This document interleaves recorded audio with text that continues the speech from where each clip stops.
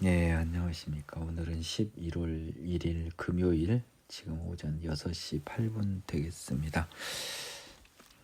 저는 당초에는 오늘 이번 주도 금요일 날 이렇게 아침에 새벽 기도회 형식의 강해 설교를 예정하지는 않았는데요.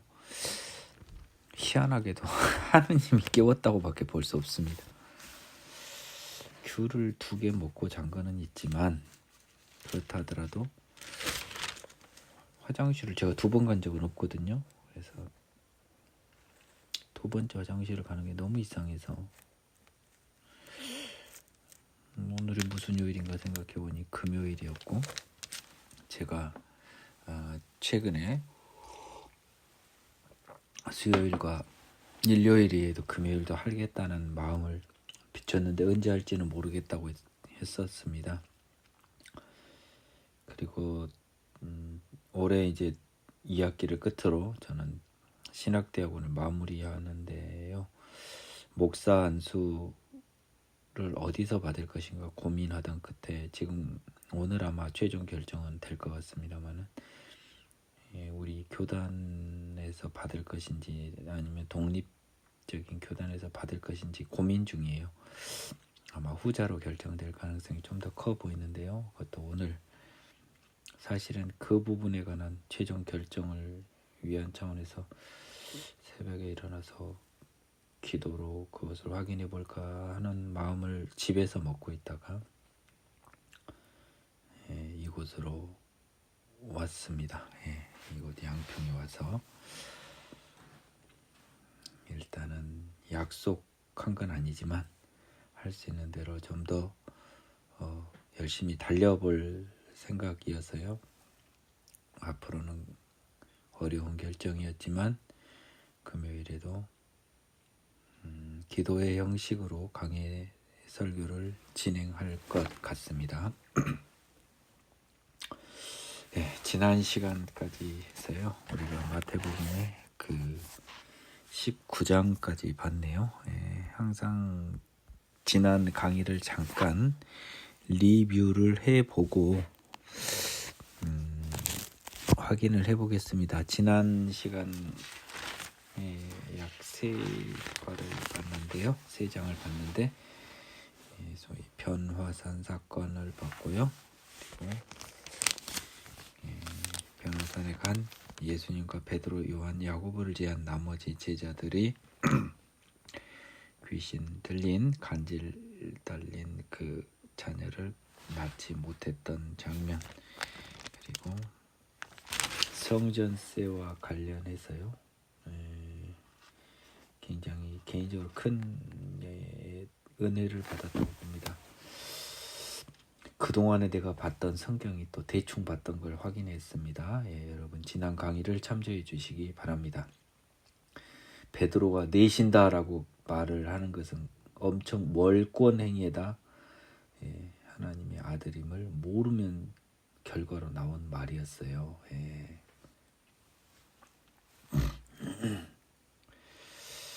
그리고 천국에서 큰 사람 관련해서 낮아짐, 낮추는 사람, 사회적으로 지위가 낮은 사람, 그 의미를 다시 한번 새겨봤고요. 그리고 형제가 죄를 범하거든 해서 다른 사람, 내가 아닌 다른 사람이나 국가 사회에 대한 죄를 범한 것과 나에 대한 죄를 나눴고, 나에 대한 죄가 아닌 경우에도 상대방을 최대한 배려하되 마지막 최종 그에 대한 결정권은, 여기서 여러분은 형제가 죄를 범하거든은 너무너무 중요해요. 여기서 형제는 교회를 밖에 있는 형제가 아닙니다. 교회 안에 있는 형제였어요. 그에 대한 최종적인 정죄는 교회에 있는 겁니다. 교회의 말을 듣지 않는 사람은 그냥 이방인 취급하라는 거였죠. 믿지 않는 사람 취급하라는 것입니다. 그래서 교회가 정죄의 고난도 사실은 있어요. 이러한 교회의 모든 것을 매면 하늘과 매고 풀리는 것이 하늘과 연결되는 고난이 교회에게 허락이 되었습니다.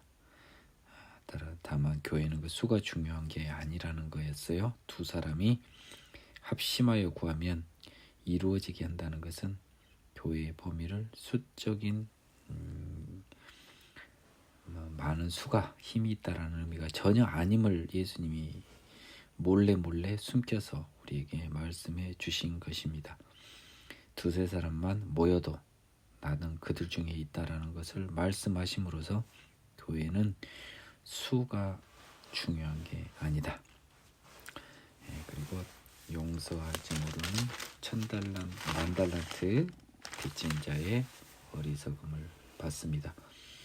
이혼과 관련해서 바리새인들이 예수님을 율법을 가지고 시험하여 들었으나 예수님은 율법의 불완전성을 이야기하시면서 온전한 예수 시대의 율법을 이혼과 간음과 관련해서 다시 확인시켜 주고 계십니다. 재물이 많은 청년은 성경 속에 아무리 봐도 영생이 없어서 무엇을 해야 영생을 얻느냐는 어리석은 질문에 예수님은 계명을 지키면 영생을 얻을 수 있다라고 확인시켜주고 있습니다. 자기는 다 지켰는데 도대체 영생을 얻지 못한 나는 왜 얻지 못하냐는 그의 질문 앞에 모든 것을 팔아서 가난한 자들에게 주라. 재물 앞에 고개를 젓고 가는 그는 네 이웃을 네 자신같이 사랑하라.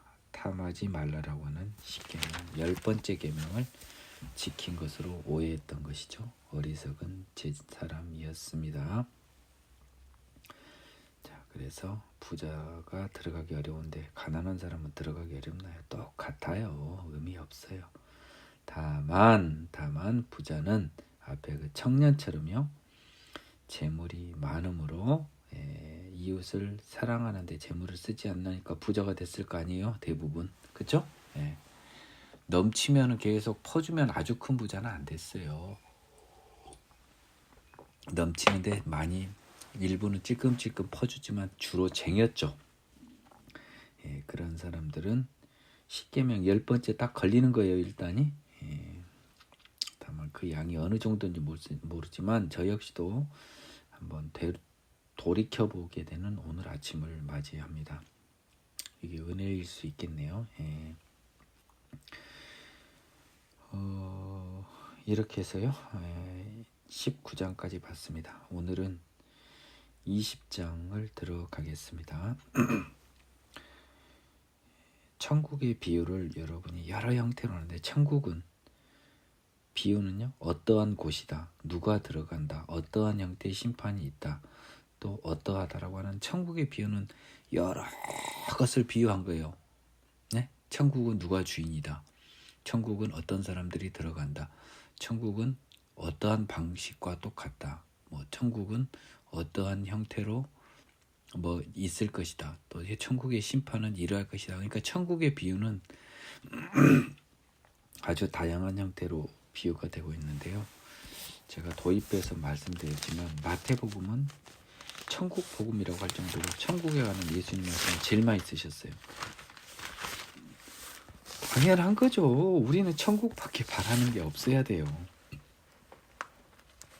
아니 도대체 천국에 무엇이 우리에게 의미가 있겠습니까? 세상은 스쳐 지나가는 곳이라는 것이 믿어지고 내 것이 되어야 되는데 그것을 내 것으로 만들지 못하는 여러분을 봅니다. 저도 가끔 그럴 때가 있는데요. 적어도 저는 여러분하고는 좀 다른 것 같아요.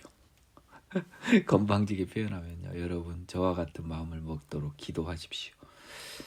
하지만 저도 가끔 그렇게 못 해낼 때가 있습니다. 사탄의 공격 앞에요. 하지만 기도로 이겨내고 믿음으로 이겨내는 길을 걸어왔는데요. 이것이 영원히 내 것이 된다는 보장은 없습니다. 그 처분권은 하나님께 있는 것이죠. 천국은 마치 품꾼을 얻어 포도원에 들여보내려고 이른 아침에 나간 집주인과 같으니 그가 한 데나리온씩 품꾼들과 약속하여 포도원에 들여보내고 또 제3시에 나가보니 이 장터에 놀고 있는 사람들이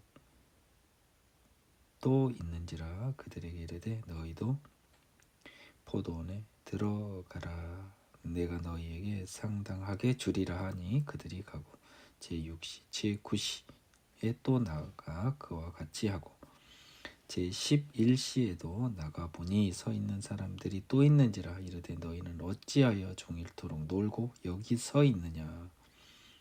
이르되 우리를 품꾼으로 쓰는 이가 없음이니이다. 이르되 너희도 포도원에 들어가라 하니라. 저물매 포도원 주인이 청지기에게 이르되 품꾼들을 불러 나중 온 자로부터 시작하여 먼저 온 자까지 싹쓸 주라 하니 제11시에 온 자들이 와서 한 데나리온씩을 받거늘 먼저 온 자들이 와서 더 받을 줄 알았더니 그들도 한 데나리온씩 받은지라. 받은 후 집주인을 원망하여 이르되 나중 온 이 사람들은 1시간밖에 일하지 아니하였거늘 그들이 종일 수고하며 더위를 견딘 우리와 같게 하였나이다. 주인이 그 중에 한 사람에게 대답하여 이르되 친구여 내가 네게 잘못한 것이 없노라. 네가 나와 한 데나리온의 약속을 하지 아니하였느냐.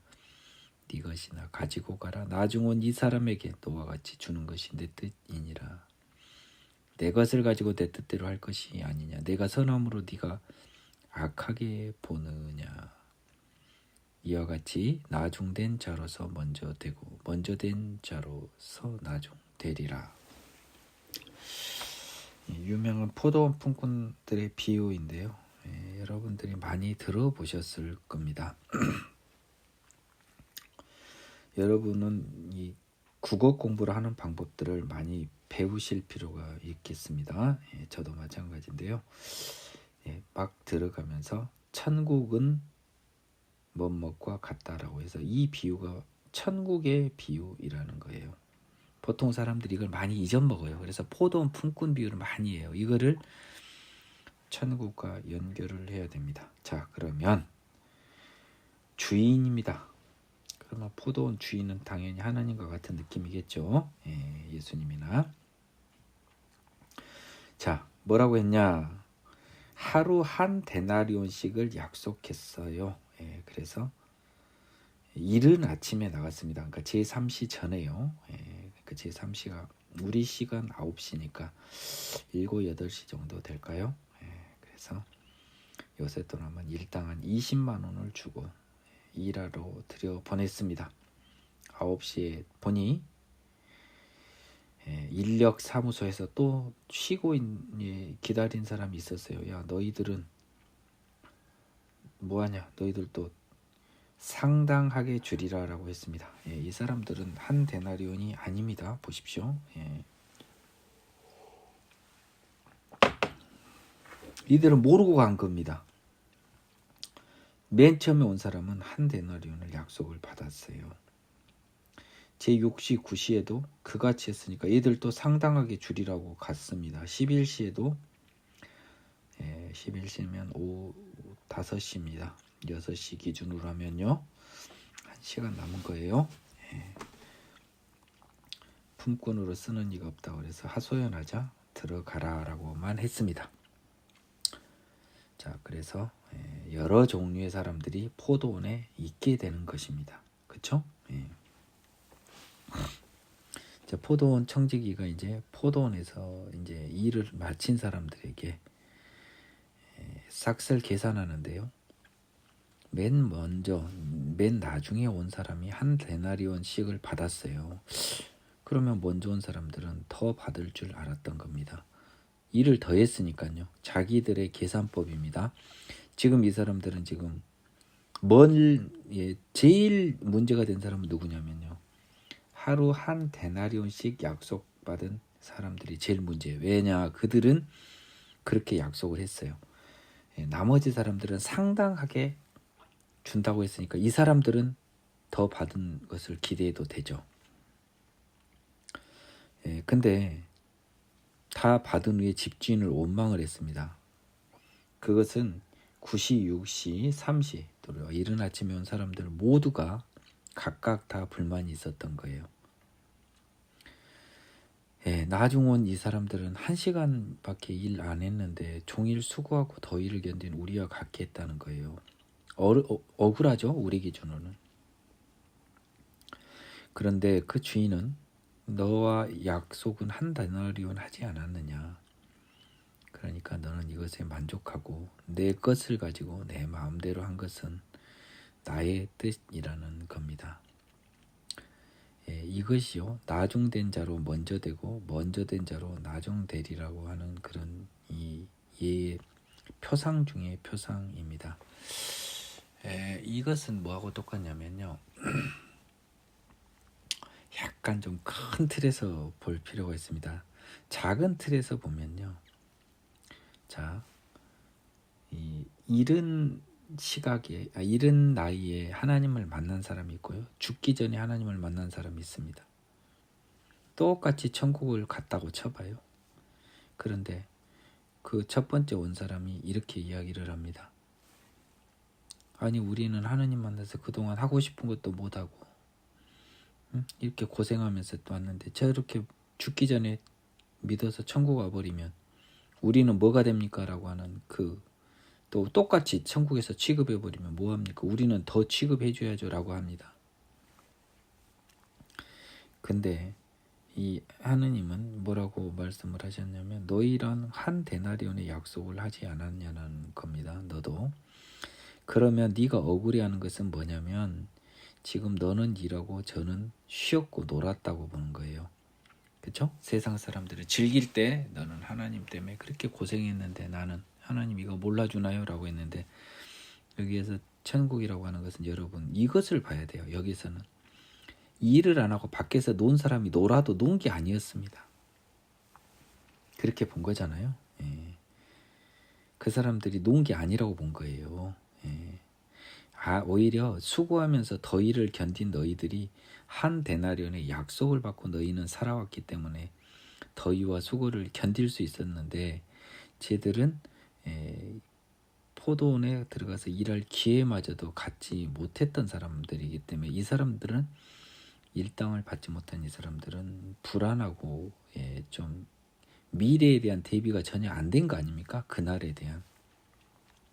즉 천국을 약속받고 하나님의 길을 걸어간 너희들은 편안하게 이 세상을 살아왔던 거예요. 거꾸로 천국을 모르고요, 아무것도 모르고 어차피 죽으면 끝이고, 이 사단의 속임에 빠져서 계속 이 세상을 산 사람은 여기서는 논 것처럼 보여있지만 너희들이 봤을 때는 그 마음속에는 불안함이 있었던 겁니다. 그 마음속에는 항상 근심 걱정이 있었던 거예요. 그래서 하나님은 그 사람이 논 걸 논 걸로 보지 않은 거예요. 일찍 온 포도원, 속 좁은 포도원에 품꾸는 그 사람을 논 걸로 배아파했지만, 하나님은 그 사람 마음속을 아시기에 너희들보다 오히려 훨씬 고생한 사람들이다. 저는 이 하나님의 마음을 충분히 이해합니다. 따라서 가장 늦은 나이에 구원을 받아서 천국 가기를 소망하는 더러운 자들은 영원히 구원을 받지 못할 거예요. 근데 언젠가 늦은 나이에 하나님이 구원을 해준 사람들이 있을 수 있어요. 그 사람들은 그 구원을 받기 전에 얼마나 고생했겠습니까? 사탄이 주인 앞에서. 일찍 구원을 받은 사람들은 훨씬 더 편하게 살았겠죠. 자, 여기에 숨은 뜻은 무엇이 있냐면, 일찍 들어와서 한 데나리온 약속받고 나머지 늦게 들어온 사람들한테 많이 준다고 원망을 한 사람들은요, 사실은 천국의 품꾼에 와서 품꾼으로서는 일은 했지만 이 품꾼의 천국을 소유할 수 있는 사람에는 적합하지 않은, 즉 하나님의 자녀로는 적합하지 않다는 뜻이 보입니다. 왜냐하면 내 것을 가지고 내 뜻대로 하는데 네가 선함으로 네가 악하게 보느냐, 이 말은 뭡니까? 너는 악인이라는 거잖아요. 너는 악인이니까 더러운 마음을 갖는 거라는 겁니다. 그래서 이 하나님의 길을 가는 것을 수고하며 더위를 견딘 것으로 비유한 이 사람들은요, 아마 하나님의 나라를 가지 못할 것입니다. 지금 그 말이 써져 있어요. 지금 늦게 온 사람이 한 데나리온을 받아서 그 사람이 구원을 받아버렸다, 내지는 뭐 똑같은 대우를 받았다, 이것을 중시한 건 아닙니다.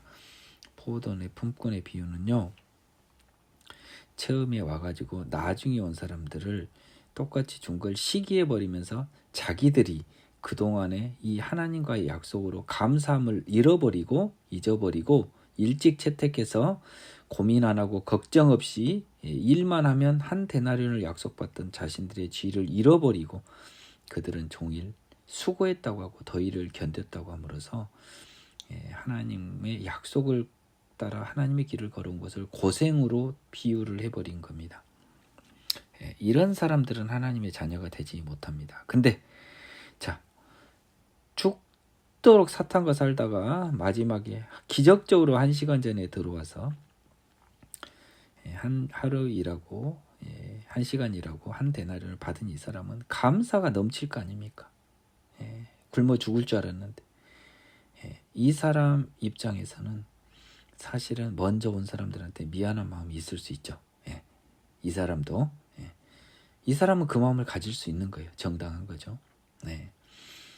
그렇지만 이 사람에게는 일단 중요한 건 감사가 있을 겁니다. 첫 번째 온 사람은요, 불만과 자기가 이렇게 일했는데 똑같이 받은 것.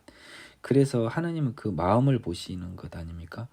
하나님의 길을 간 것을 더위와 수고로 비유한 이 사람들은 하나님의 자녀로 합당하지 않아요.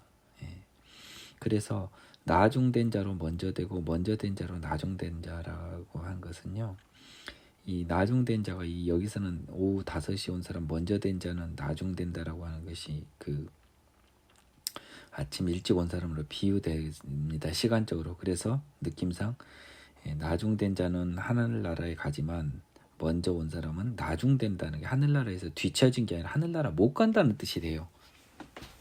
자, 이걸 좀 더 확대 해석하면 이겁니다. 유대인들과 이방인들로 비추어 볼 수 있습니다. 유대인들은 하나님과 약속을 한 사람들이에요. 그리고 지난 시간에 확인했지만 비록 명시적으로 신명기 언약에는 율법을 지키면 너희들이 영원한 생명까지도 얻을 수 있다는 게 숨겨져 있습니다. 명시적으로는 안 써졌는데 예수님이 확인해 줬잖아요. 근데 그 부분을 이 사람들은 약속을 받았습니다. 근데 정확히는 몰랐죠. 율법 교사도 헷갈려서 예수님한테 물어봤으니까요. 근데 약속은 돼 있었던 거예요. 나중에 예수님이 풀어준 거 보면 영원한 생명이 약속됐어요. 율법을 지키면. 근데 그들은 그 율법을 지키는 그 삶을 즐거운 동행의 삶이 아닌 수고하고 더위를 견딘 것처럼 느꼈으니 그들이 어떻게 지키겠습니까? 그들은 위선으로밖에 일을 즐겁게 안 한 거잖아요. 수고하며 더위를 견딘 그들은 오늘 하루 우리에게 확실한 약속을 주셔서 오늘 밤 안 굶어 죽게 만들어준 그 약속은 잊어버리고 수고하면서 더위를 견뎠다고 솔직히 고백해버린 겁니다. 유대인들이요, 하나님의 자녀라고 말로만 큰 소리 쳐놓고 하나님 자녀로서 우리가 쓸데없이 고생만 했다고 생각한 거예요. 그리고 나서 예수 와가지고 한 방에 역전시켜서 이방인들이 똑같이 천국 간다고요? 아이고 웃기고 있네. 지금 이 유대인의 심정이에요. 예수 앞에서. 그래서 포도원 품꾼들의 비유는 예수 복음 앞에선 유대인과 이방인의 비유입니다. 이것은 굉장히 중요합니다. 남들은 어떻게 해석할지 모르지만 저는 이렇게 해석을 합니다. 이런 마음을 받았다고 감히 여러분께 말씀드립니다. 꽤 중요한 부분이라서요. 그래서 성경에서 먼저 된 자와 나중된 자는 다 유대인과 이방인입니다. 나머지 것이 없어요. 결국 유대인이 복음에서 이탈이 됩니다. 난 요즘은요, 저는 유대인이 완전히 구원을 받는다라는 것도 그건 좀 정확하지는 않지만 약간 부정적입니다. 개인적인 견해로는 유대인들이 오히려 굉장히 하느님으로부터 저주를 받아버리는 것 같아요. 예루살렘아 예루살렘아 하면서 암탉이 병아리 모으듯이 하나님이 얼마나 애를 썼는데 너희들은 예수 나를 인정하는 그날까지 영원히 하나님을 못 본다고 해버렸습니다. 하나님을 못 본다고 했어요. 예수를 인정하지 않으면 찬송하리로다. 하나님 이름으로 오시는 이여라고 하는 사람을 인정하기 전까지는 하나님을 못 보게 돼요.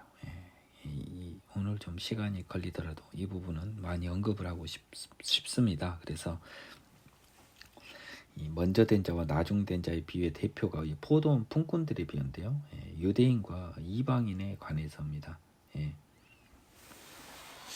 또 이방인 중에서는요, 일찍 하나님의 그 길을 간 사람이 같다고 생각한 사람이요. 뭐 모태 신앙이니 뭐 별의별 떠드는 사람들 많잖아요. 뭐 하나님 일꾼이다 어쩌다. 그 일꾼을 더위와 수고를 견딘 걸로 생각한 일꾼들은 천국 못 가요. 하나님 덕분에 일찍 와서 이렇게 우리는 편하게 있는데, 아이고 저렇게 사탄의 노예로 있다 뒤늦게 온 사람들도 하나님이 구원해 주시니, 아이고 하나님 당신은 역시 사랑의 하나님이시군요. 어여와라 우리 형제여, 당신은 얼마나 세상에서 고생하였느냐. 이제 하나님의 품에서 평안을 누리라. 우리와 함께 평안을 누리라. 이 마음을 원하는데, 유대인과 똑같은 마음으로 뭐 저런 것들이 우리랑 똑같이, 나 지금 장로로 집사로 목사로 이렇게 한 사람하고 똑같아요. 애들 다 지옥 가요. 아니 수고하고 더위를 견딘 것으로 하나님과 동행한 삶을 그렇게 비유하는 자들이 어떻게 천국을 갑니까? 그는 하나님의 복음의 약속을 안 믿은 거예요. 그러니까 수고하고 더위를 견딘 것이 되겠죠. 천국이 이미 너희에게 임하였다고 해. 너희가 이미 이 세상에 천국을 누리는 마음속의 평안을 누릴 것이라고 했는데 다 거짓말이었다는 거니까요.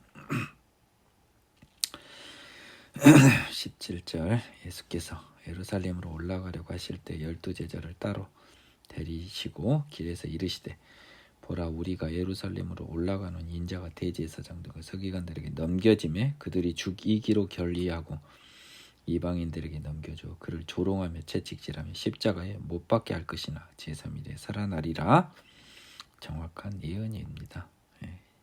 그리고 지금 예수님은 이게 지금 슬슬 여정이 지금 예루살렘 십자가 사역을 위해서 예루살렘으로 올라가려고 하시는 거예요. 그래서 다시 한번 확인했는데 얘들은 별 관심이 없었을 겁니다. 그때 세베대의 아들의 어머니가 그 아들들을 데리고 예수께 와서 절하며 무엇을 구하니? 예수께서 이르시되 무엇을 원하느냐? 이르되 나의 이 두 아들을 주의 나라에서 하나는 주의 우편에 하나는 주의 좌편에 앉게 명하소서. 예수께서 대답하여 이르시되 너희는 너희가 구하는 것을 알지 못하는도다. 내가 마시려는 잔을 너희가 마실 수 있느냐? 그들이 말하되 할 수 있나이다. 이르시되 너희가 과연 내 잔을 마시려니와 내 좌우편에 앉는 것은 내가 주는 것이 아니라 내 아버지께서 누구를 위하여 예비하셨던지 그들이 얻을 것이니라. 열 제자가 듣고 두 형제에게 분이 여기거늘 예수께서 제자들을 불러다가 이르시되 이방인의 집권자들이 그들을 임의로 주관하고 그 고관들이 그들에게 권세를 부리는 줄을 너희가 알거니와 너희 중에는 그렇지 않아야 하나니 너희 중에서 누구든지 크고자 하는 자는 너희를 섬기는 자가 되고 너희 중에 누구든지 으뜸이 되고자 하는 자는 너희의 종이 되어야 하리라. 인자가 온 것은 섬김을 받으려 함이 아니라 도리어 섬기려 하고 자기 목숨을 많은 사람의 대속물로 주려 함이니라.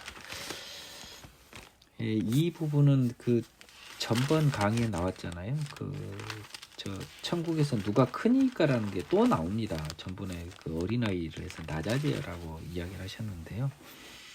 그 가르침을 받고도 세베대의 아들인 야고보와 요한의 어머니가 와서 샬로메라고 이름이 나오더라고요. 나중에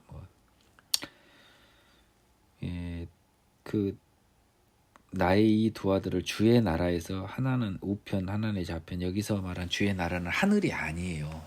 세베대의 어머니는 지금 예수님이 지금 혁명 같은 일을 할 거로 기대한 거죠. 그래서 이 세상에서 굉장히 오른팔 왼팔 되게 해달라.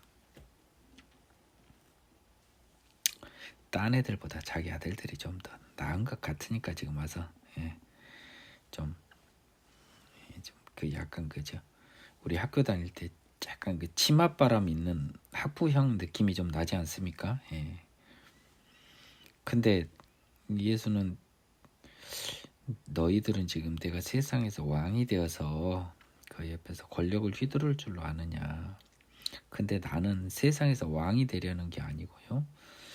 십자가 사역으로 사단의 세력을 이기려고 내 목숨, 육적 목숨을 일단은 버리는 그런 험한 십자가 사역, 그리고 십자가 사역 앞에 하나님의 아들로서 시기가 아니죠. 조롱과 질시와 멸시, 부끄러움을 당해야 되는데 이거는 너희들이 마실 수 있는 것이 아니다라는 거예요. 근데 할 수 있대요. 그러니까 뭐라고 했습니까? 너희는 내 자신을 마실 수 없다. 마시려니와라는 말은 마실 수 없다는 거죠. 만일 너희가 마실 수 없는데 마실 것이지 마실 수 없어. 근데 이 마시려니와라고 하는 표현인데요. 느끼면 마실 수 없다는 겁니다. 근데 뭐 영어 표현은 뭐냐면 그래 네가 실로 마셨다 치자라는 겁니다. 정확한 번역은 마셨다 치자고. but 그러나로 연결이 되겠죠. 당연한 거 아닙니까? 느낌상. 그래서 영어 성경이 You will indeed drink from my cup. 너희들이 진실로 나로부터 잔을 받아서요. 마실 수 있다 치자. but 내 옆에 앉는 것은 내가 정하지 않고 하나님이 정하실 것이다. 그래서 예수님께서 세베대의 아들들과 어머니를 꾸짖지만 굉장히 정중하게 꾸짖는 거예요. 내가 해줄 수 없다. 내한테 권한이 없다라고 이야기합니다. 진짜 여기서 여기 이 말씀에서도요 굉장한 사랑이 느껴집니다. 나머지 사람들은 10명이 이것들 정말 특히 베드로가 굉장히 분해했을 것 같아요. 감히 나를 제끼고 이렇게 성을 내니까 이방 집권자들은 요즘 기준 다 세상 사람들을 보면 됩니다. 집권자들이 그들을 임의로 주관하되라고 해서 집권자들이 피지배자의 의미겠죠. 왜 그들로 번역을 했을까요? 영어 번역을 보겠습니다. Rulers of the Gentiles lord it over them, and their high officials exercise authority over them. 해가지고요. 이 이방인이 맞네요. 그러면 여기서 이방인의 집권자들은 이방인 중에서 지배계급, 그 다음에 그들은 이방인들 전체의 피지배계급의 의미예요. 그러니까 그들을 잘 구분을 해야 됩니다. 그래서 이방인 중에 집권 권력자들은 이방인들의 나머지 피권력자들을 지들 마음대로 부려먹죠. 근데 너희는 그러면 안 되지. 크고자 하는 자는 섬기고 으뜸이 되면 종되고 해야 된다고 했잖아. 내가 천국에서 큰 사람 이것들아. 자, 마지막 확인 사살이 뭡니까?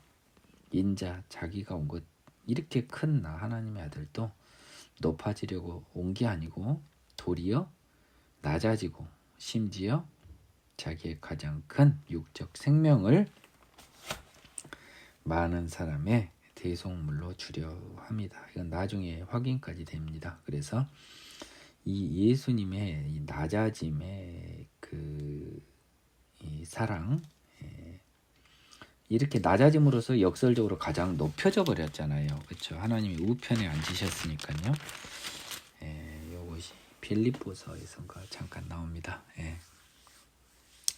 너의 마음에 이 마음을 품으라 곧 그리스도 예수의 마음이니 그런 근본 하나님의 본체 형상이시나 하나님과 동등됨을 취할 것을 여기지 않고 이렇게 해서 인간같이 낮아지셨다 어쩌고 저쩌고 십자가의 죽으심이라 이 말이 나와요. 그 말의 이 말의 해설판이 바로 그 바울 서신의 그 부분입니다. 결국 그 내용이 뭐였어요? 이게 사랑입니다. 이게 사랑이라고요. 예수님의 사랑이 자꾸 여러분 예수 십자가 피 좀 그만 생각하세요. 그때는 하나도 안 아팠어요. 그들이 여리고에서 떠나갈 때에 큰 무리가 예수를 따르더라. 맹인 두 사람이 길가에 앉았다가 예수께서 지나가신다 함을 듣고 소리질러 이르되 주여 우리를 불쌍히 여기소서 다윗의 자손이여 하니 이 무리가 꾸짖어 잠잠하라되 더욱 소리질러 이르되 주여 우리를 불쌍히 여기소서 다윗의 자손이여 하는지라. 이 두 맹인이라고 나와 있는데요. 또 다른 복음서에서는 아마 내가 봤을 때는 이 바디메오 이야기였습니다. 디메오 아들 바디메오. 여기서는 두 사람으로 나와 있네요. 근데 그들은 다윗의 자손이라고 예수를 이야기했으니까요. 분명 메시아로 봤죠. 이들이 예상한 메시아는 선지자의 끝판왕, 선지자로서 최고봉이니까 얼마나 큰 하나님의 능력을 가질 걸로 생각했을까요? 하나님의 아들로 보지는 않았을 거예요. 그렇지만 선지자의 끝판왕인 다윗의 자손이요. 예수께서 머물러 서서 그들을 불러 이르시되 무엇을 너희에게 하여 주기를 원하느냐 이르되 주여 우리의 눈 뜨기를 원하나이다. 맹인이 눈을 뜨기를 원한다는 건 참 밑도 끝도 없는 용감함이죠. 말 같은 소리를 해라 할 거 아닙니까? 사람들은 예수께서 불쌍히 여기사 그들의 눈을 만지시니 곧 보게 되어 그들이 예수를 따르니라 라고 해서 맹인의 눈을 뜨게 해준 예수. 안 믿겨요. 안 믿겨. 인간적인 눈으로는. 이 맹인이 보고 싶다고 해서 보게 해준다는 게 말이 됩니까? 안 믿기죠. 죄인의 마음으로는 안 믿겨요. 안 믿기면 기도하세요. 믿어지게. 이런 게 안 믿기면 뭐가 믿깁니까? 여러분이 천국을 어떻게 갑니까? 이런 게 안 믿기면. 제가 어떻게 천국을 갑니까? 이게 안 믿기면. 드디어 예루살렘에 들어갑니다. 21장 그들이 예루살렘에 가까이 가서 감람산 벳박에 이르렀을 때 예수께서 두 제자를 보내시며 이르시되 너희는 맞은편 마을로 가라. 그리하면 곧 매인 나귀와 나귀 새끼가 함께 있는 것을 보리니 풀어 내게로 끌고 오라. 만일 누가 무슨 말하거든 주가 쓰시겠다 하라. 그리하면 즉시 보내리라 하시니. 지금 이 말입니까 뭡니까? 지금 예루살렘에서 제자들하고 갔습니다. 2명을 보냈습니다. 야, 너 맞은편 마을 가서 그 새끼 풀어와 버려요. 일방적으로 절도 아닙니까? 누가 쓰겠냐고 하면 주가 쓰겠다라고 하면 보낸다는 거예요. 참 어이가 없네요. 자, 한번 봅시다.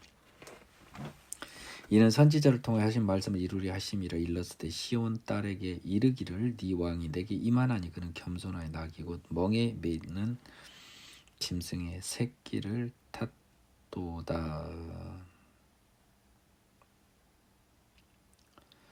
그래서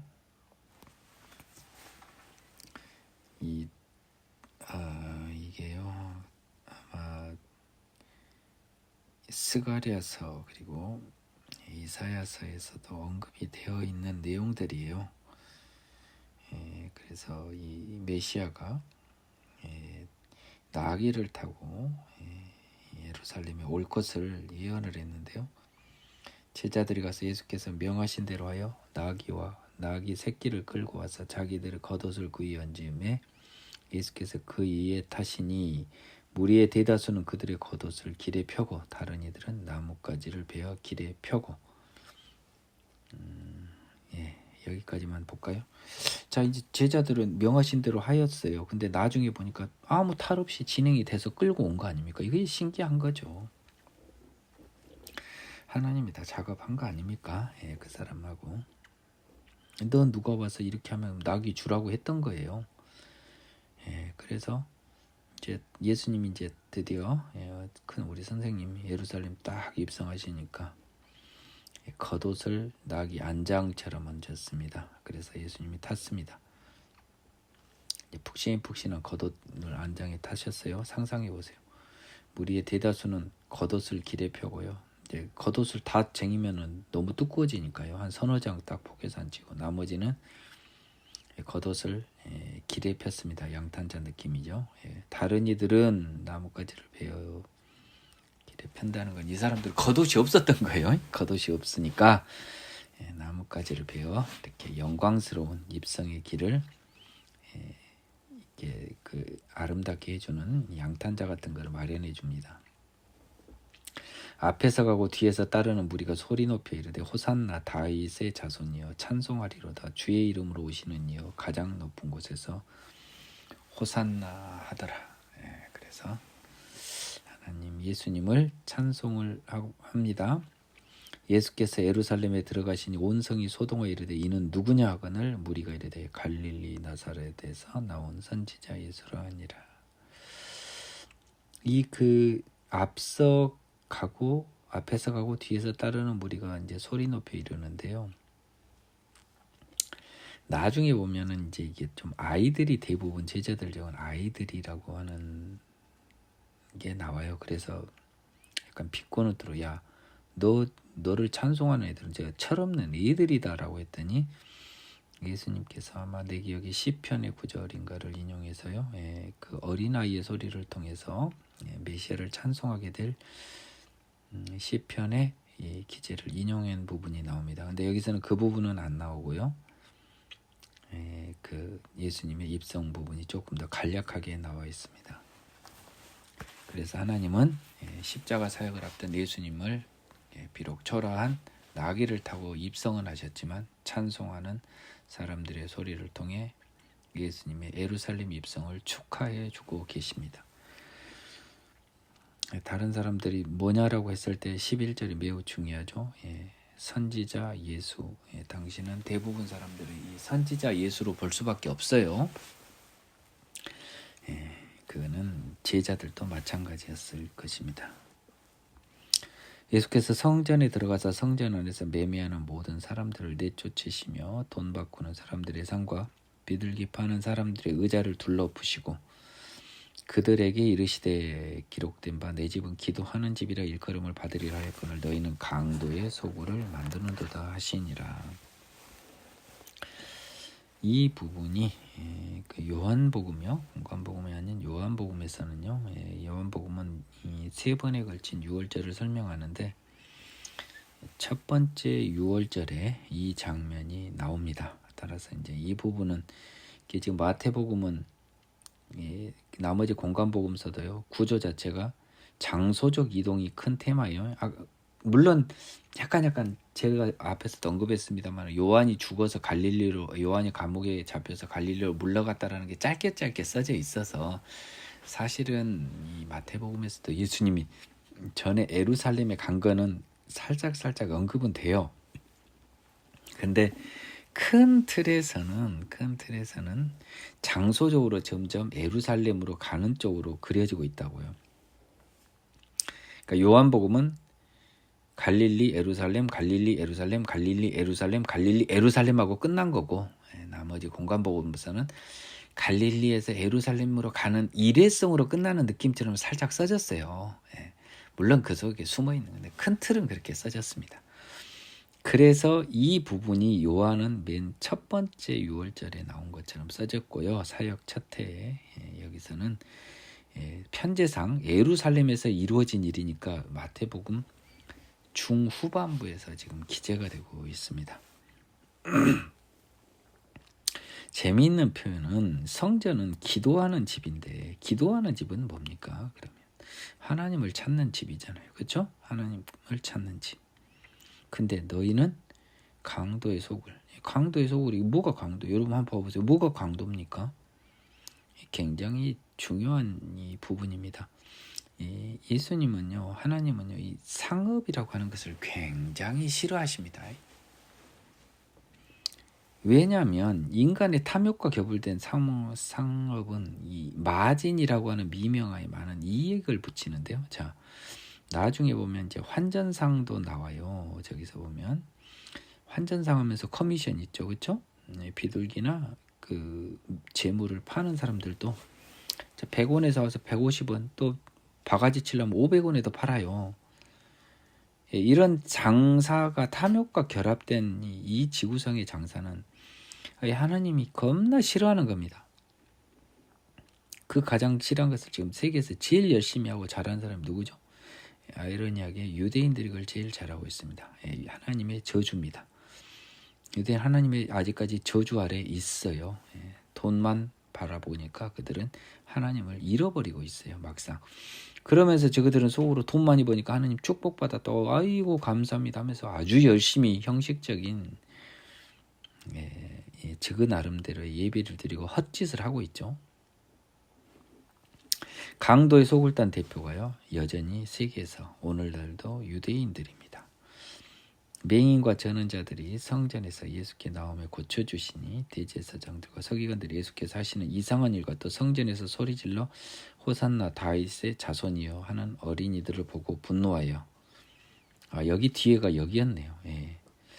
맹인과 다리 전언자들 뭐 이렇게 얘들은 상인들은 책망하셨지만 약자들은 또 고쳐주셨습니다.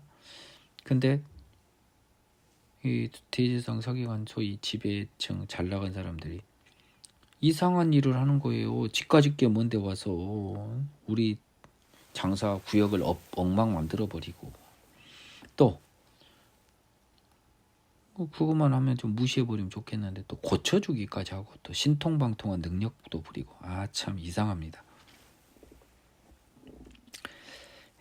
원더풀 띵이라고 했기 때문에 이상한 일이라고 하는 것보다는 조금 놀라운 일이라고 하는 게 더는 맞을 것 같습니다. 그래서 원더풀 띵이라고 했기 때문에 그래서 이 14절에 이어진 것 같습니다. 성전에서 소리질러 호산나 다윗의 자손이라고 어린애들이 이제 이야기하니까 저것들이 뭘 한다고 호산다고 찬송해요. 메시아를.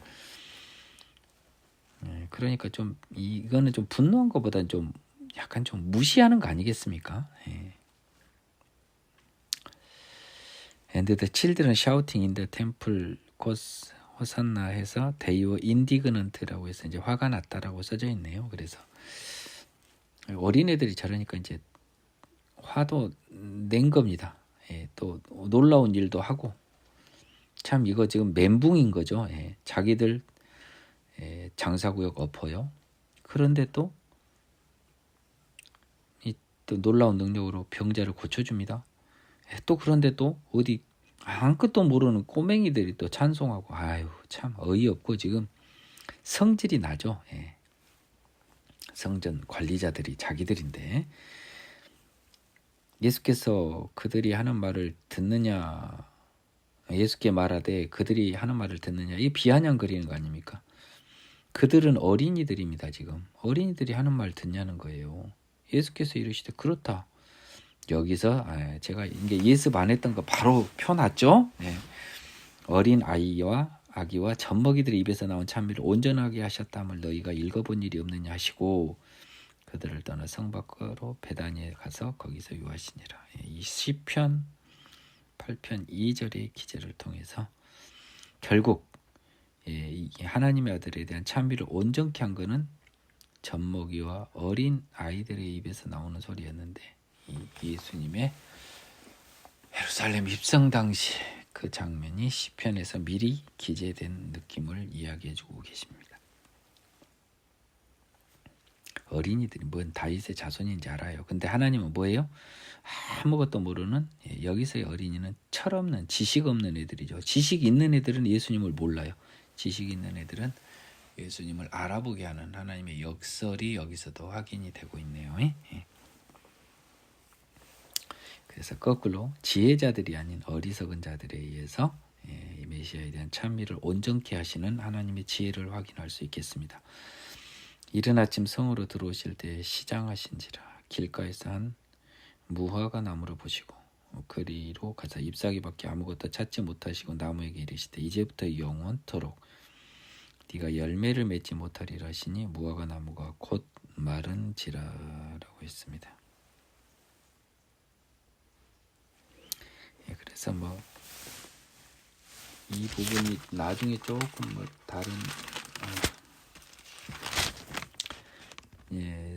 공관복음서에서 다음 날 확인한 것처럼 돼 있는데요. 아마 곧 말랐는데 확인 못했다. 다음 날 우연히 확인한 그런 느낌입니다.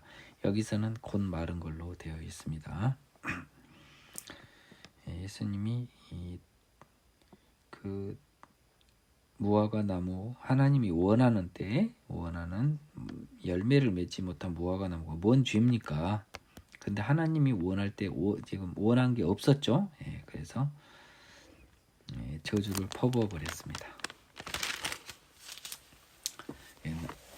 그래서 이 하나님이 원하시는 것을 갖추지 못한 사람들에 대한 비유도 약간 숨어 있을 거 아닙니까? 우리가 봤을 때는 이상하긴 하지만, 근데 더 중요한 건 이 제자들은 이 예수님이 하나님의 아들인지 모르니까 그분이 원할 때 열매를 맺지 못한 무화과 나무에 대한 책망은 관념하지 못했어요. 다만 말라버리라니까 마른 것만 봅니다. 그래서 이상히 여겨 이르되 무화과 나무가 어찌하여 곧 말랐습니까? 아니 지금 보세요. 이 제자들이 말을 이상히 여기고 따집니다. 아니 의문을 가집니다. 예수님이 영원토록 열매를 맺지 못하리라 하면 하나님의 아들이면, 하나님이면 이것은 당연한 건데 하나님이 아니라고 본 거예요. 그렇죠? 네. 그래서 제자들마저 하나님의 아들로 보지 못한 게 확인됩니다. 예수께서 대답하여 이르시되 내가 진실로 너희에게 이르노니 만일 너희가 믿음이 있고 의심하지 아니하면 이 무화과 나무에게 된 이런 일만 할 뿐 아니라 이 산더러 들려 바다에 던져지라 해도 될 것이요 너희가 기도할 때 무엇이든지 믿고 구하는 것은 다 받으리라 하시니라 라고 해서 지금 이들은 기도의 위력을 몰라요. 그렇죠? 그래서 예수님은 사실은 하나님이 아들이기에 이게 가능했는데 예수님은 확장 해석을 해줍니다. 너희가 믿음 있고 의심하지 아니하면 이 말은요 나중에까지 이어져야 됩니다. 그래서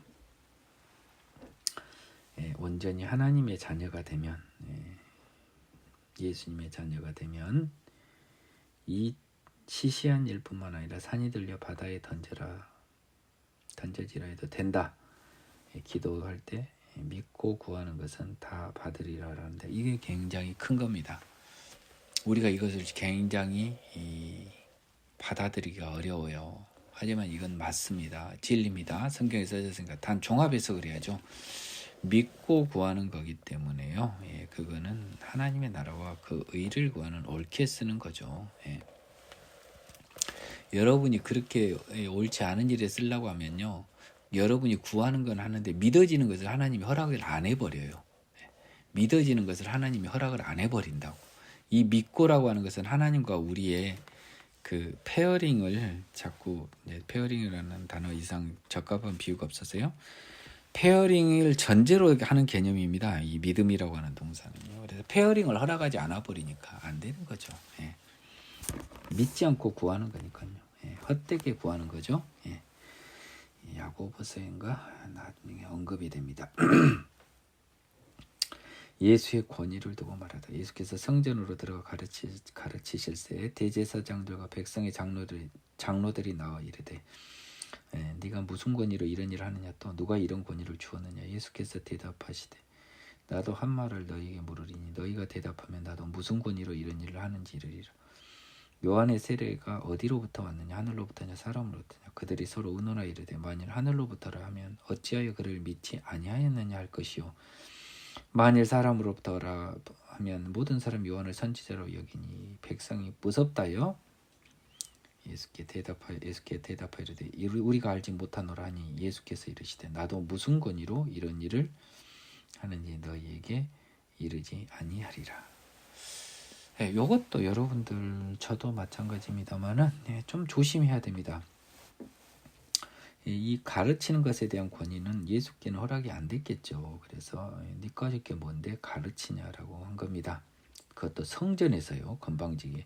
이 라이센스도 없는 애가 지금 변호사 와서 법정하는 거하고 똑같아요. 너 변호사법 위반이다라는 거예요. 지금 의사가 아닌 애가 부정 의료행위한 것처럼 지금 얕잡아보고 이야기합니다.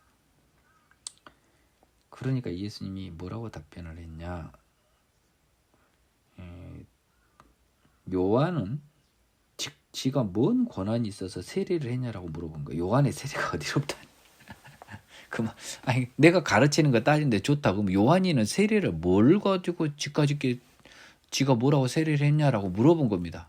누구들은 자꾸 권한 어떤 라이센스를 따지는데 너희들 권한인데 요한이 그러면 세리하는 권한이 있었냐? 이 말이 지금 생략돼 있는 거잖아요. 성경 어디나 율법 어디에도 요한한테 세리의 권한은 없었잖아요. 그러면서 그럼 하늘로부터냐? 사람으로부터냐? 하나님으로부터냐? 아니면은 사람으로부터냐라고 물어본 겁니다. 자, 그래서 이 세례라고 하는 것이 이제 어디서부터 왔는지는 이들도 알아요. 답은 뭡니까? 하나님의 선지자면 다 인정을 했습니다. 요한은. 그러면 요한의 세례 권한은 어디서부터 왔습니까? 답이 나왔죠. 하늘로부터죠. 그래서 예수님은 하늘로부터라고 대답을 해야 되는데 애들이 못할 줄 알았어요. 왜? 만일 사실대로입니다. 사실대로 하늘로부터라고 하면 어찌하여 그를 믿지 아니하느냐. 여기서 이제 하나님을 믿는다고 좀 다르게 요한을 지금 헤롯 왕이 죽였잖아요. 감옥에 가둬서. 그러면 너희 지배계급들이 왜 그를 죽였냐? 믿지 아니하냐는 왜 죽였냐라는 말이죠. 그렇잖아요. 믿지 아니하냐라고 해석해도 되는데 크게 따지면 왜 죽이기까지 했냐.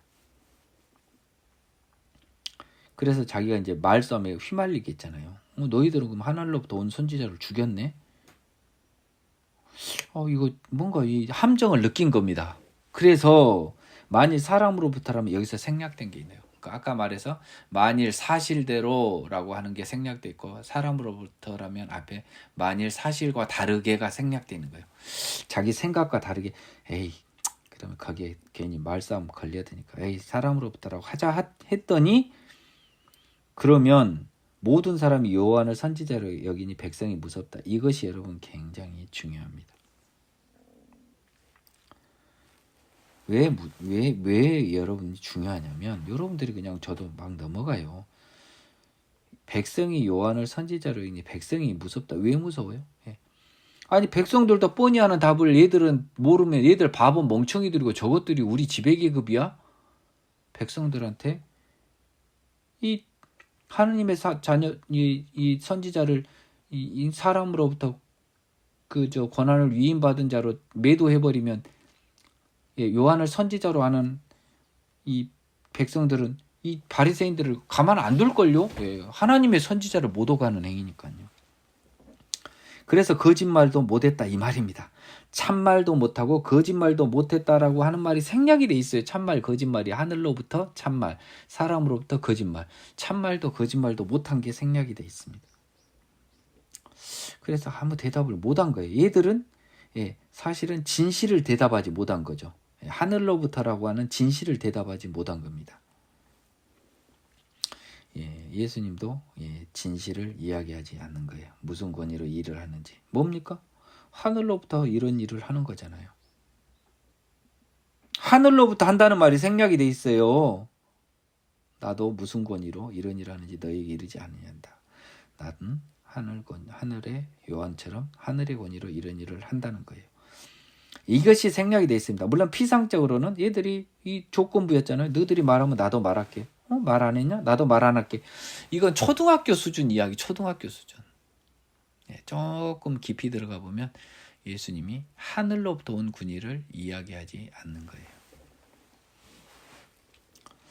그러나 너희 생각에는 어떠하냐? 사람에게 두 아들이 있는데 맏아들에게 가서 이르되 오늘 포도원에 가서 일하라 하니 대답하여 이르되 아버지 가겠나이다 하더니 가지 아니하고 둘째 아들에게 가서 또 그와 같이 말하니 대답하여 이르되 실소이다 하였다가 그 후에 뉘우치고 갔으니 그들 중 누가 아버지의 뜻대로 하였느냐 이르되 둘째 아들이니이다. 예수께서 그들에게 이르시되 내가 진실로 너희에게 이르노니 세리들과 창녀들이 너희보다 먼저 하나님의 나라에 들어가리라. 요한이 의의도로 너희에게 왔거늘 너희는 그를 믿지 아니하였으되 세리와 창녀는 믿었으며 너희는 이것을 보고도 끝내 뉘우쳐 믿지 아니하였도다 라고 했습니다. 지금 여러분 지금 이 패러그래프는 요한의 권위 세례가 굉장히 핵심이에요. 따라서 오늘 저도 좀 더 자세히 보이는데요. 회개가 세례가 회개를 부르게 하는 세례 아닙니까? 그래서 회개라고 하는 것이 다시 나옵니다. 야, 이제 너희 생각에는 두 아들이 있는데 저 포도원 가서 일하라 그랬는데 한 애는 가겠다고 안 가고요. 다른 애는 싫다고 했다가 뉘우치고 갔습니다. 자, 이 참고로 영어 버전에서는 큰아들과 둘째 아들이 순서가 바뀌었는데 어떻습니까? 우리 관념에서는 왠지 둘째 아들을 좀 더 이뻐하고 큰아들 장남이 보통 못된 집이 많잖아요. 그래서 우리는 이렇게 번역을 하셨어요. 참 재밌습니다. 우리 번역하신 분들이. 관심 없어요. 뭔 상관입니까? 그 둘째가 아버지 뜻대로 했잖아요. 이거 누구나 알 수 있지 않습니까? 근데 여기서 핵심은 뭐예요? 지금 요한의 세례에 이어져서 왔습니다. 그래서 그리고 또 뉘우치고라고 하는 것이 30절에 나와 있으니까요. 결국은 뉘우치고 죄로 따지면요.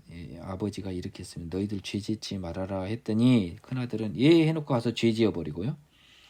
둘째 아들은 뭐라고 말했냐면 싫어요. 우리 인간이 어떻게 죄를 안 지어요 하고 있다가 나중에 이게 죄를 짓는 것이 하나님의 뜻이 아니구나 해서 회개하여 죄사함 받고 능력 받아서 이제 예를 들면 이제 새로 태어났다는 예를 들자고요. 아직은 십자가와 성령 부활이 없기 때문에 이 관념은 지금 이때는 적용이 안 돼요. 다만 회개와 관련된 부분은 적용이 됩니다. 그 둘째 아들이 오히려 아버지 뜻대로 한 거잖아요. 즉 뭡니까? 시작보다 끝이 중요한 거잖아요. 결국 마지막에 어느 순간에만 온전히 회복되어 있으면 돼요. 그래서 세리와 창녀들은 먼저 하나님의 나라에 들어간답니다. 이거는 아마 이제 나중에 회개하여 죄사함 받아 새롭게 태어나야 되는 거예요. 너무 쉽게 생각하지 마세요. 요한이 의의대로 너희에게 왔거늘 의의도였습니다. 요한의 의의도가 뭐였죠? 회개를 부르는 죄사함을 부르는 회개를 처음으로 구약과 다른 회개. 목이 너무 아파서요. 기존에 제 강의에 다 나왔으니까요. 구약의 개별적 회개가 아닌 자신의 죄성에 대한 일반적 회개. 좀 어려운 말입니다. 지식 있는 부분은 알아서 받아드세요.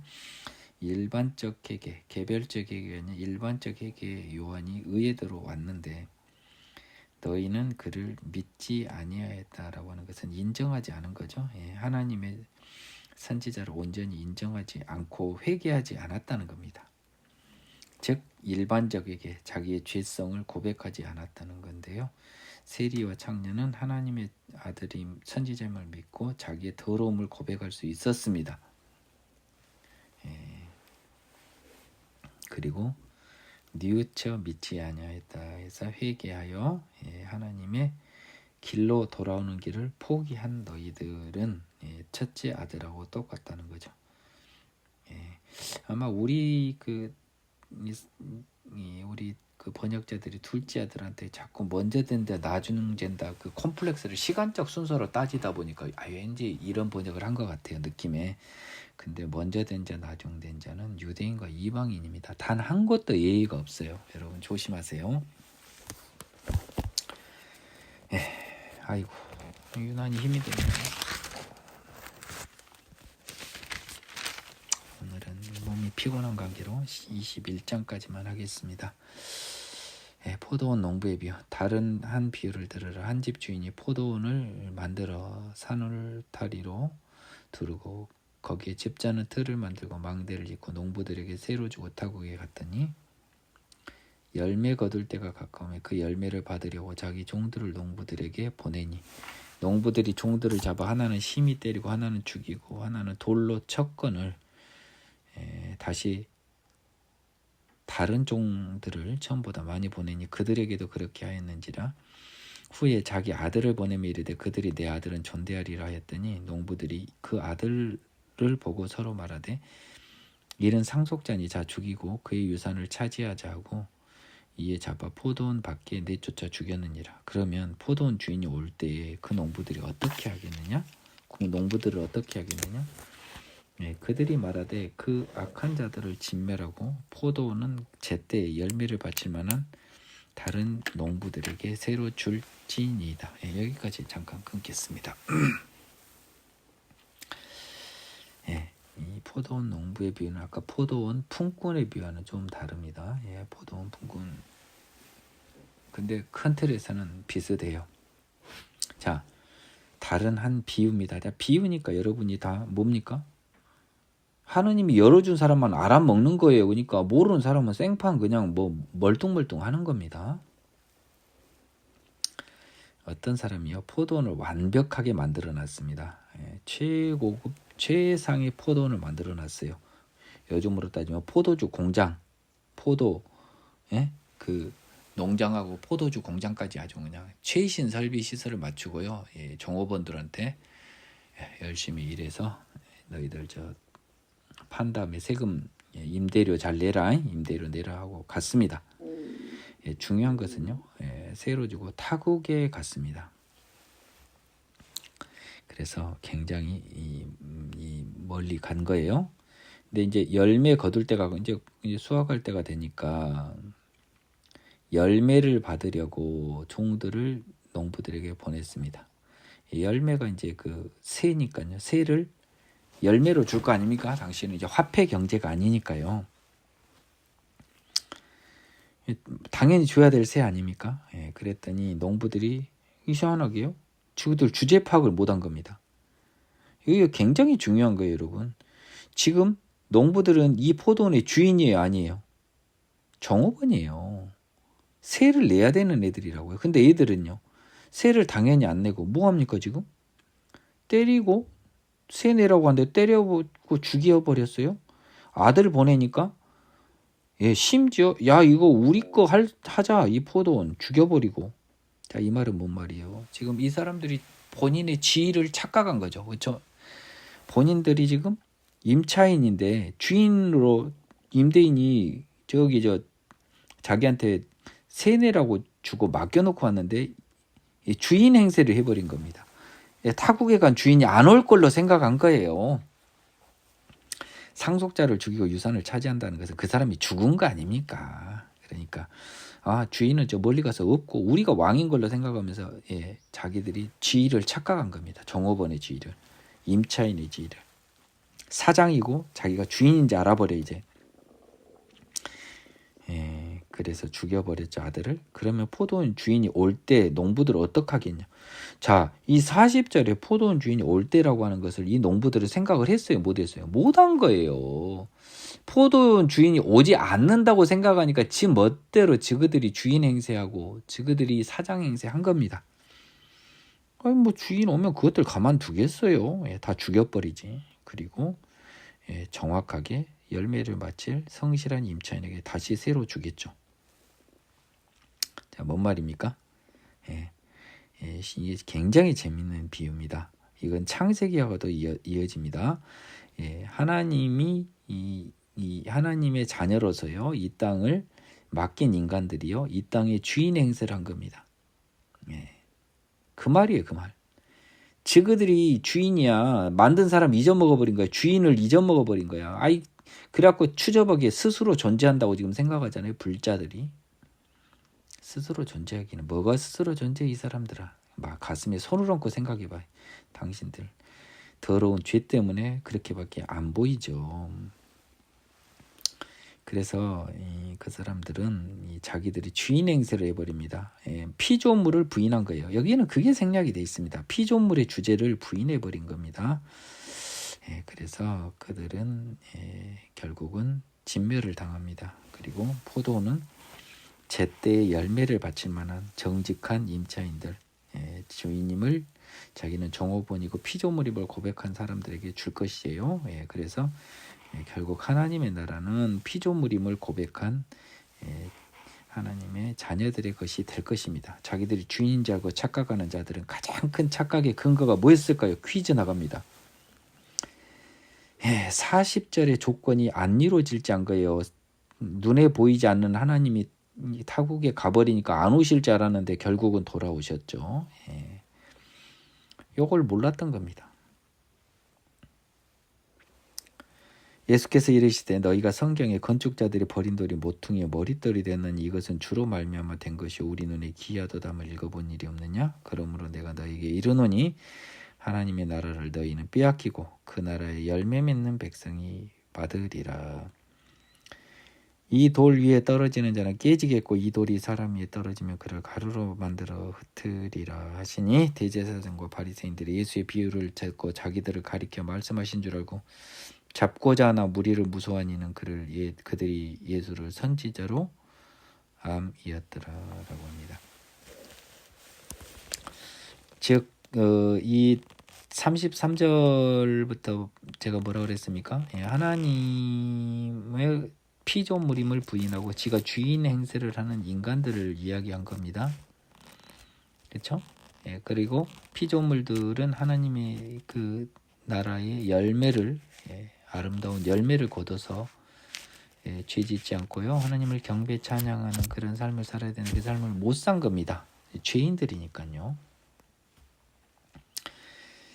그래 예수님이 성경에서요. 건축자들은요.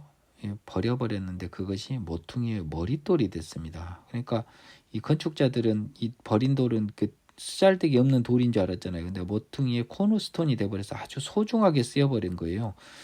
건축자들이 이럴 일이 없잖아요. 건축자들이 돌을 못 볼 리가 있습니까?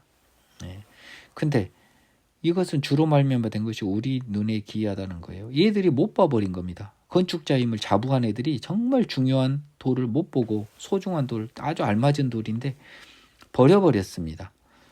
근데 나중에 보니까 그 돌은 결국은 집을 짓는 모퉁이의 머릿돌이 굉장히 소중하게 됐는데 이 머릿돌이 없으면 이 집을 지을 수 없죠. 이게 굉장히 기이한 거예요. 건축자들은 도대체 뭔 눈이 멀어서 그걸 버려버렸을까요? 건축자들은 지금 기본적으로는 유대인들입니다. 육적 유대인들. 그리고 이 버린 돌, 모퉁이의 머릿돌은 예수님이죠. 메시아를 지금 못 알아본 겁니다. 자, 그래서 제가 33절에서 이렇게 이야기했을 때요. 이 기본적으로 주인임을 모르고 자기 한다는데 제가 이 하나 살짝 여기 때문에 생략된 게 뭐냐면 심지어 상속자 아들을 보내서요. 아들을 보내서 너희들은 주인이 아니라는 것을 이야기했어요. 근데 얘들은 아들마저도 죽여버리고 그 하느님의 그 이 세상의 주인임을 자기들이 여전히 인정한 거 아닙니까? 이게 상속자 예수마저 죽이고 있어요. 막상 아들마저도 죽여버린다는 겁니다. 이제 이런 비유를 하면서 뭐라고 하냐?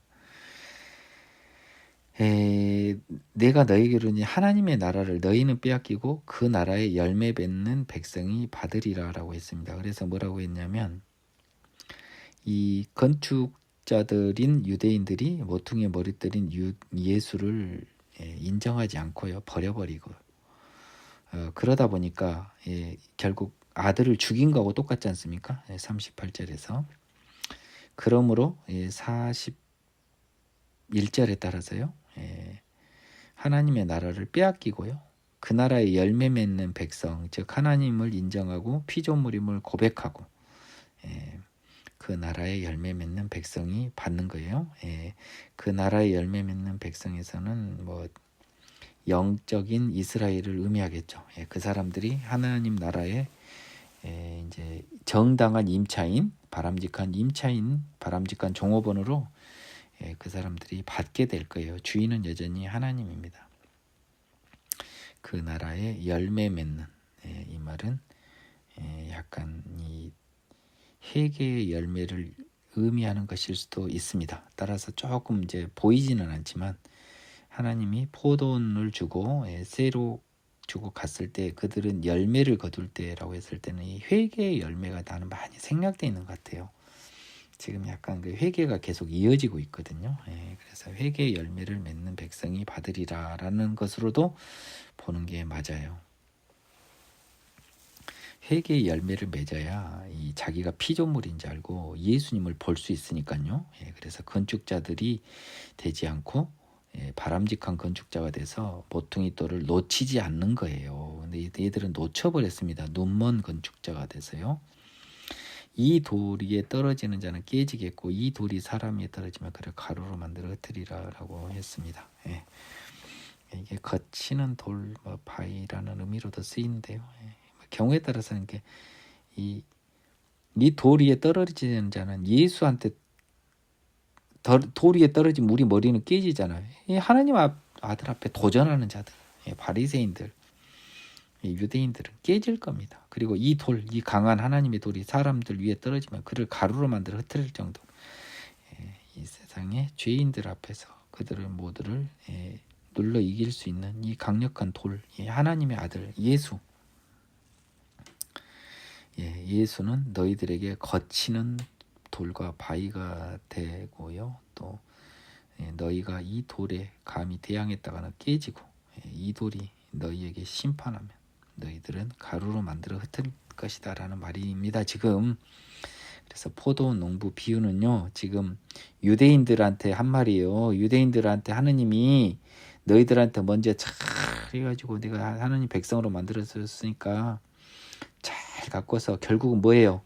열매는 회개의 열매예요. 회개 열매. 너희들 우리 몸으로는 죄를 못 지키니까, 못 이기니까 몸을 바꿔주세요라고 할 줄 알았더니 이것들이 그냥 회개 열매는커녕 우리는 그냥 완전히 하느님 사람 내지 하느님 된 것처럼 생각하고 전부 저그들만 하나님의 자녀, 하나님 나라 된 것처럼 해버려서 주인 행세를 해버린 겁니다. 하지만 이건 하느님 원하는 게 아니었던 거죠. 그들이 이제 이 회개의 열매를 거두러간 선지자들 다 죽이고 많은 선지자들을 죽이고 나중에는 예수까지 보냈는데 다 죽였다라고 하는 것이 지금 비유로는 나와 있어요. 근데 그 가장 큰 이유가 뭐냐고요. 잡아 죽인 이유가 우리가 피조물이 아니고 주인이라는 거예요. 막상 이게 더 무서운 거라고요. 그러니까 좀 여기가 마지막이니까 좀 자세히 하겠습니다. 이 하느님이 열매를 거두는 것은요, 이게 굉장히 중요한 겁니다. 이 일반 목사님들은 뭐라고 해석하냐면 열매에 대해서는 큰 의미를 못 둬요. 이걸 회개까지 못 연결시키시더라고요. 다만 선지자다. 그리고 아들은 예수다.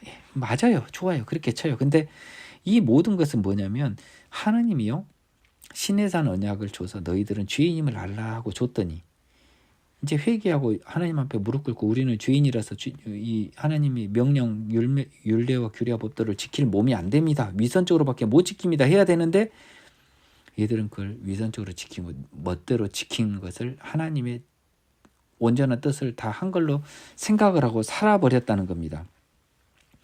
그러니까 회개를 할 이유가 있어요? 없어요? 없죠. 그러니까 회개의 열매를 거두려고 하는 종들을 보냈더니 우리가 뭔 회개할 필요 있냐고 다 죽여버린 겁니다. 그리고 이제 아들을 보내면서 이르게 했더니 이제 아들은 이제 존대하리라 했더니 이제 뭐라고 합니까? 회개는커녕 뭐라고 합니까? 이제 우리가 이 세상의 주인이고 하나님을 부인해버린 거예요. 여기까지 나아가고 있는 유대인들의 속마음을 다 쓰고 있는 거예요. 그래서 여기에서 가장 큰 것은 선지자 예수도 예수지만 가장 큰 비유는 뭐냐면요, 피조물임을 부인한 거예요. 이게 더 중요하다고. 임차인, 종업원인데 사장, 주인 행세를 한 인간들에 대한 하나님의 심판이에요. 그러니 자기들이 주인이고 사장인 애들이 어떻게 주인 아들 예수를 알아봅니까? 그래서 버려버린 돌 버려버렸죠. 근데 그것이 나중에 온전한 영적 이스라엘의 나라에 모퉁이돌이 됐지 않습니까? 아니, 모퉁이의 머릿돌이 됐지 않습니까? 이것은 너희에게는 엄청 기이한 거예요. 유대인들이 봤을 때는. 그래서 하나님의 나라를 유대인 너희는 빼앗기고 그 나라 열매 맺는 백성 영적 이스라엘이 육적 이스라엘 너희들은 뺏기고 영적 이스라엘이 차지하리라. 그래서 이 돌 예수 그리스도에 의해서 덤비는 유대인들은 깨지겠고 이 돌이 너희 사람 육적 이스라엘 또는 영적 이스라엘이 아닌 모든 죄인에게 떨어지면 그들을 가루로 만들어 흩을 것이라는 거예요. 이 오늘 굉장히 중요한 부분이 많이 나왔습니다. 대제사장들을 바리새인들은 이 비유는 적어도 잘은 모르지만 저그들 욕하는 소리 같거든. 왜냐면 자기를 막 가루로 만들어 흩어버린다고 하니까요. 그리고 왠지 그들이 포도원 더러운 이 농부들 같거든. 주인을 몰라본. 그래서 이거 진짜 우리를 뭘로 보는 거야라고 하면서 뭐 우리를 진멸한다고 하지 않나. 뭐 가루로 만들어 흩은다고 하니까요. 자존심도 상하고 기분이 너무 나빴습니다. 그래서 잡으려고 했는데 무리를 무서워한 겁니다. 이는 그를 예수를 선지자로 안 믿어라. 이거는 뭐하고 이어지냐면요. 아까 26절 있지 않습니까? 요한을 선지자로 여기니까 백성은 무서운 거잖아요. 똑같은 겁니다. 예수도 선지자로 하니까 백성들이 하늘로부터 온 사람임을 지금 백성들은 여러 이적과 기사와 표적으로 가르침으로 확인이 되고 있기 때문에 대놓고 잡아 죽일 수는 없는 거예요. 무서워서요.